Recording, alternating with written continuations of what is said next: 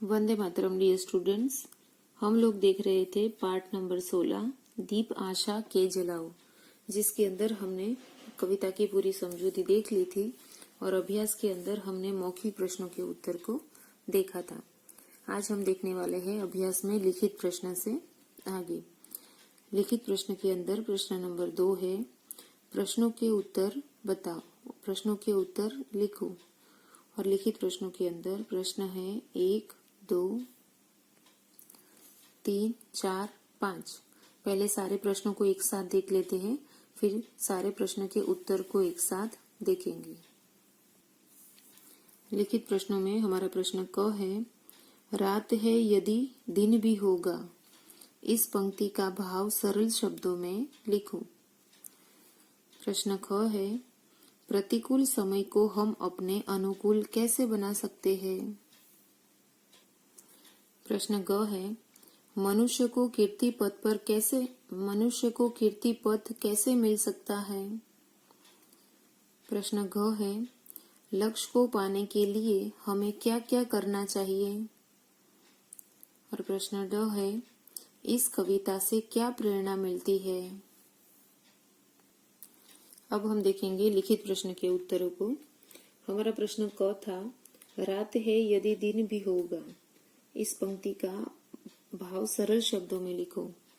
तो इसका उत्तर आएगा, रात बीतने के बाद दिन का होना निश्चित है, अर्थात दुख जाने के बाद सुख अवश्य आएगा।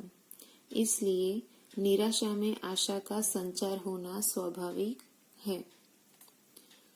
हमारा प्रश्न ख था, प्रतिकूल समय को हम अपने अनुकूल कैसे बना सकते हैं। तो उसका उत्तर आएगा, मन में दृढ़ विश्वास भरकर हम प्रतिकूल समय को अपने अनुकूल बना सकते हैं। हमारा प्रश्न ग था, मनुष्य को कीर्ति पथ कैसे मिल सकता है। तो उसका उत्तर आएगा, मनुष्य को कीर्ति पथ लक्ष्य हित पर बढ़कर मिल सकता है। हमारा प्रश्न घ था, लक्ष्य को पाने के लिए हमें क्या क्या करना चाहिए। तो उसका उत्तर आएगा, लक्ष्य को पाने के लिए हमें सत्कर्मों की राह पर चलना चाहिए। मुश्किलों के आने पर बिखराव की स्थिति न पैदा होने दे और हर मुश्किल में उम्मीद रख कर दृढ़ विश्वास के साथ हमें लक्ष्य प्राप्ति की दिशा में डटे रहना चाहिए, तभी लक्ष्य प्राप्ति संभव है। हमारा प्रश्न ड था, इस कविता से क्या प्रेरणा मिलती है। तो उसका उत्तर आएगा, इस कविता से हमें कठिन परिस्थितियों में धैर्यपूर्वक सतपथ पर बढ़ते हुए मंजिल की प्राप्ति की प्रेरणा मिलती है। अब देखेंगे प्रश्न नंबर 3, वाक्य पढ़कर सही अथवा गलत का निशान लगाओ। पहला वाक्य है वाक्य क, दुख के बाद सुख भी होगा। तो वाक्य क्या है, सही है, तो यहाँ पे करेंगे सही का निशान। वाक्य ख है, आपदा को देखकर घबराना चाहिए। वाक्य आप अच्छे से पढ़ोगे तो ही वाक्य सही है या गलत आपको पता चलेगा। आपदाओं को देखकर घबराना चाहिए ऐसा कहा है, तो वाक्य कैसा है, गलत है। ग का वाक्य है, मनुष्य को राष्ट्र का गौरव बढ़ाने के कार्य करने चाहिए। वाक्य कैसा है, सही है। घ का वाक्य है, समय प्रतिकूल होने पर भी कदम आगे बढ़ाओ। ये वाक्य भी क्या है, एकदम सही है। अब देखेंगे प्रश्न नंबर 4, भावार्थ के नीचे कविता की सही पंक्तियां लिखो। यानी यहाँ पे कविता का भावार्थ दिया गया है, वो भावार्थ के हिसाब से यहाँ पे कौन सी कविता आनी चाहिए वो आपको लिखना है। पहला भावार्थ है, अंधेरी रात में आशा के दीपक जलाओ। तो ये भावार्थ के हिसाब से कौन सी पंक्ति आएगी कि रात हो कितनी अंधेरी दीप आशा के जलाओ। ओके।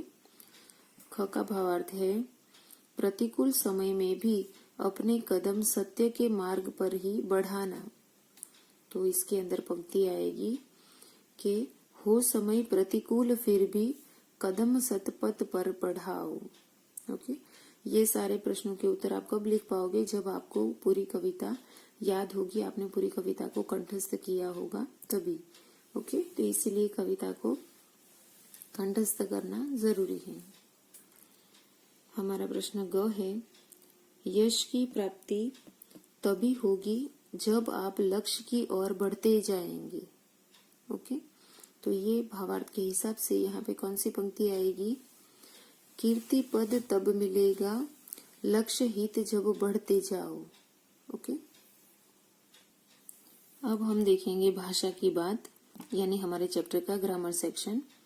उसके अंदर सबसे पहला प्रश्न है समानार्थी शब्द लिखो। यहाँ पे जो वर्ड दिए गए हैं उसके समानार्थी शब्द हमें ये पिंक बॉक्स के अंदर से ढूंढ के लिखने हैं।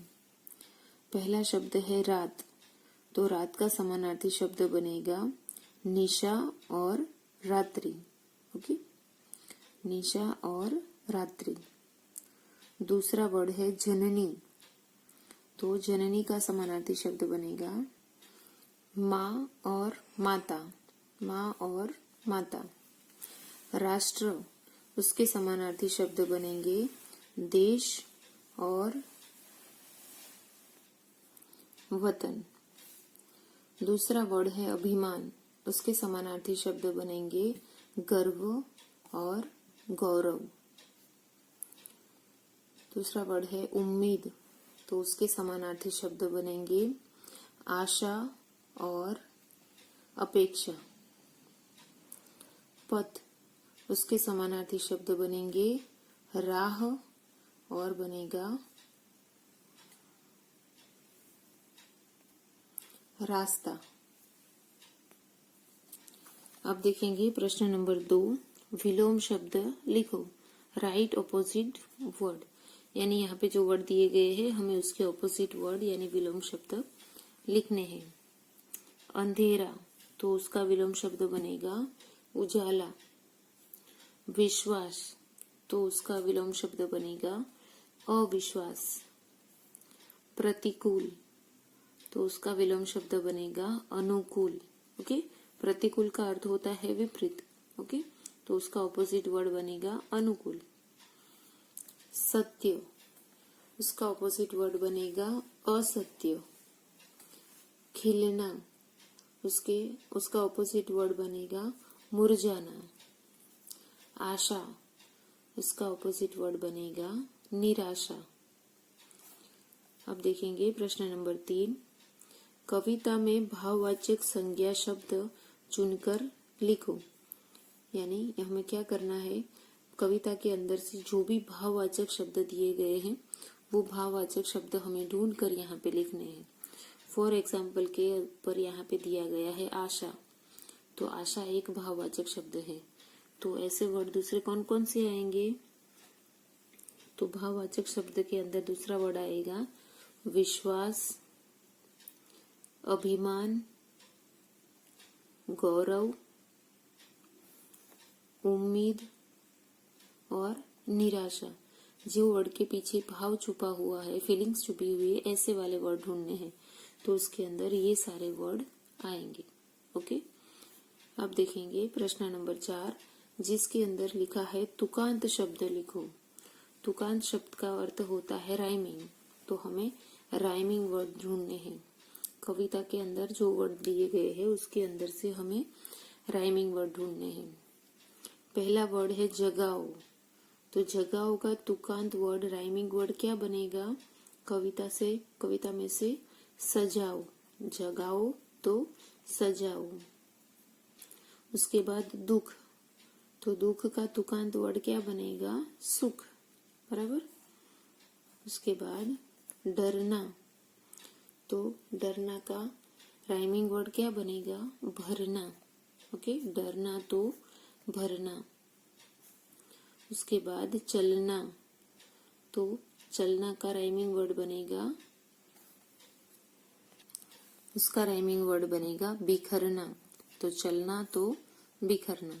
ओके, तो यहाँ पे हमारी चैप्टर 16 की पूरी एक्सरसाइज खत्म होती है और हमारे सारे चैप्टर्स यहाँ पे खत्म होते हैं। चैप्टर नंबर 16 हमारा लास्ट चैप्टर था, तो यहाँ पे हमारा पूरा सिलेबस भी खत्म होता है।